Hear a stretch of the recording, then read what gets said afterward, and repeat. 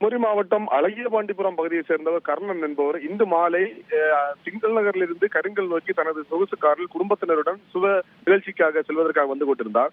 அப்போது கருங்கல் அருகே வந்து கொண்டிருந்த போது ஓட்டுநரின் கட்டுப்பாட்டை இழந்த கார் எதிரே வந்த ஒரு இருசக்கர வாகனத்தின் மீது மோதியது. இதில் அந்த இருசக்கர வாகனத்தில் வந்த தம்பதியினர் தூக்கி வீசப்பட்டு பலத்த காயமடைந்தனர். அதே நேரத்தில் சாலையில் நடந்து சென்று கொண்டிருந்த பாதசாரி ஒருவர் நூறிழையில் உயிர் தப்பினார். இதனையடுத்து அக்கம் பக்கத்தினர் ஓடி வந்து விபத்தில் சிக்கிய இருவரையும் 108 ஆம்புலன்ஸ் மூலம் மீட்டு ஆசாரிப்பள்ளம் அரசு மருத்துவமனைக்கு அனுப்பி வைத்தனர். இந்த விபத்திற்கான காரணம் குறித்து சம்பவ இடத்திற்கு வந்த போலீசார் விசாரணை நடத்திய போது அந்த வாகனத்தை ஓட்டி வந்த கர்ணன் தூக்க கலக்கத்தில் இருந்ததால் இந்த வாகனம் கட்டுப்பாட்டை இழந்து அவர் மீது மோதியதாக முதற்கட்ட விசாரணை தெரிய வந்துள்ளது. இது சம்பந்தமாக கருங்கல் போலீசார் தற்போது விசாரணை நடத்தி வருகின்றனர். தந்தி டிவியை உங்கள் கேபிள் டிவி ஆபரேட்டரிடம் இலவசமாக கேட்டு பெறுங்கள்.